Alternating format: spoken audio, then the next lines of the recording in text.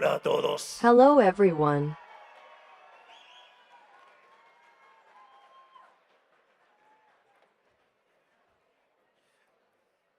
Nunca creí que me iba a sentir tan en mi I casa. never thought I was going to feel as home as I feel now. Good night to all. I want to thank those present and the organizers who have made this evening possible. It is an honor for me to be here and receive the Titan Prize for Economic Reform on this day. For those who do not know me, I am an economist who has been honored with the task of conducting the destinations of my country. Throughout my life I have been a lover of economic theory, and the facts, the theory and my own story have led me to embrace the ideas of the Austrian School of Economics and, especially, the ideas of freedom. As such, my commitment to the ideas of freedom, that is, with the defense of the right to life, to freedom and property, is inclaudable, and product of having lived most of my adult life in a country consumed by socialism. Being honored with this distinction fills me with pride. I have already said, on other occasions, that socialism is a disease of the soul, that attacks and corrodes the human being in its fundamental values, and if it does not face time it can lead to misery, as has happened in my country. However, the silent majorities are waking up, and product of this the course of history is changing. Today I am honored with the distinction of Titan of Economic Reform, and I must say that the title is really successful, since the task we are carrying out in Argentina a year ago is truly titanic. Not only because of the dimension, the complexity and depth of the reforms that we are carrying out, but also because we must fight against extortion and sabotage of corporate interests entrenched in the power of the old regime.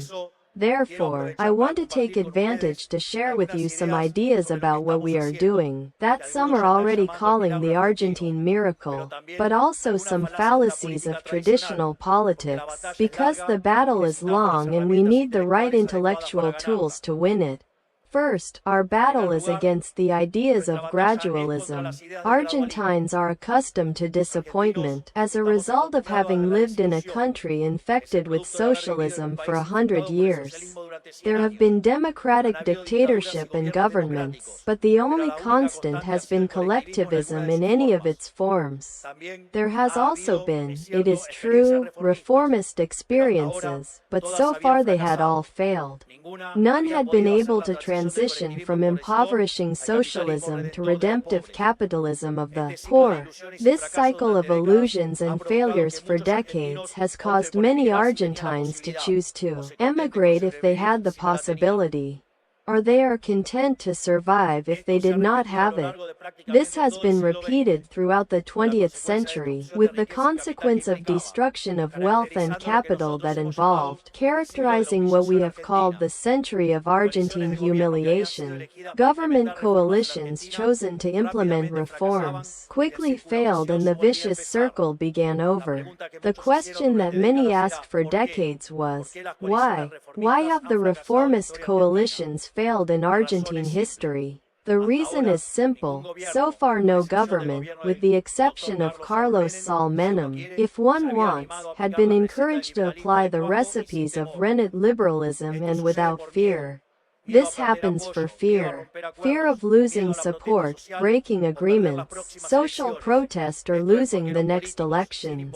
This is because politicians, regardless of their party, have as the first mandate stay in power at any cost. Only later they think of making the changes they had promised. In the same way that an entrepreneur seeks to maximize the actions of his company, a politician has a main driver in the face of anything else. Maximize the time that is in the power and size of the budget he manages. It is because of that fear of losing support that they accommodate their ideas to keep them, such that they give them tranquility, mistakenly, that they will stay longer in power. As such, under the excuse, even those who want to make changes or reforms opt for gradualist, dire reforms, which inexorably end up failing. It is interesting as paradox. We could call him the paradox of the reformist politician, convinced that the most important thing for a country to change is its permanence in power. They produce their own failure.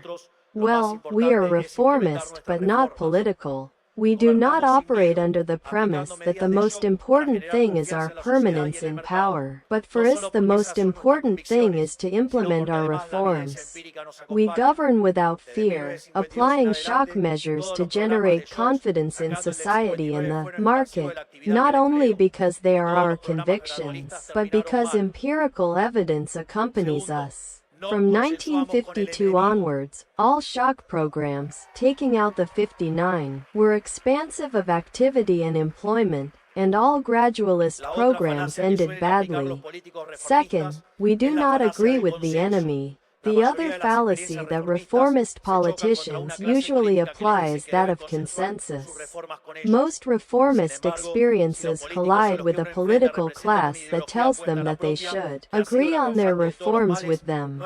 However, if the politicians facing one represent an ideology opposite to their own, which has been the cause of all evils, there is never and may never be possibility of agreement. There can be no agreement between good and evil, because we work for antagonistic interests.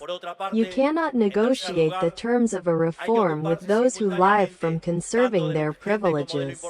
On the other hand, thirdly, you have to deal simultaneously, both urgent and important. We assume in an absolutely critical context, knowing that the urgent was stabilize the economy, but that the important thing was to disarm the collectivist leviathan that had been mounted in Argentina during the last 100 years. Therefore, our second measure in economic matters had to do not with the urgent, but with the important. Decree 70/23 was the beginning of a set of structural reforms that will open our markets, will bring us closer to the rest of the world, and what it is already doing. Soon of this decree, we send the base project, which together represents a state reform 8 times larger than that carried out by the government of Carlos Saul Menem. That is, we made the largest structural reform in Argentine history, reversing 123 years of decline. That is, we not only care about the urgent, that it was to stabilize the economy, but also embody the most ambitious reform project in the history of our country. We did everything simultaneously, because the urgent is not justification for postponing the important. Fourth point, and above all, very important globally, shrink the state. The idea I want to leave you is to reform the state implies returning the power that was removed to the citizens, and the only way to do it is to shrink the state. There is no other. I say it in response to those who advocate a large but efficient state. I know it may sound cute or well-intentioned, but believe me that when a politician tells them that he wants an efficient state, he is advocating better mechanisms to steal the wealth of citizens. The only acceptable state is the smallest possible, to return to the taxpayer what is yours and end the sale of favors. There is no better method than eliminating state bureaucracy so that there is no possibility of selling those favors. People's life cannot be subject to the criteria of a bureaucrat behind a counter. Deregulation is the only successful path. It is the path of the chainsaw. Because a state that arrogates tasks that do not compete ends up breaking its basic responsibilities. As Murray Newton Rothbard said, the inventor of anarcho-capitalism, the greater the size of the state, the less resources they will be used to satisfy the wishes of consumers who have contributed to production, and more resources will be used to satisfy the wishes of consumers who do not produce. That is, the parasites, the friends of politicians. Finally, even having made all the changes we have made in this first year of government, which has also been classified almost uniquely as an absolute success, since we have achieved in the first year the fiscal surplus in 123 years, we have lowered wholesale inflation from 54% to 0.8%, we have reduced poverty from 55% to 38% in a year, we already have better levels of activity and growth than when we assumed. And we have just been a year of government. In addition, Decree 72,023 and the Bases Law have been only the tip of the iceberg. We still have 3,200 structural reforms ahead. Because our goal is arduous, but simple, we want to make Argentina the freest country in the world. Because we know that freedom generates prosperity. Because we know our ideas work. Because we have proven it throughout this year. This has only been the beginning, the best is yet to come. And besides, I want to thank this recognition. May God bless each of you and Argentines.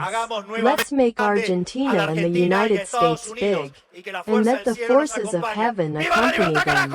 Long live freedom, damn it. Thanks a lot.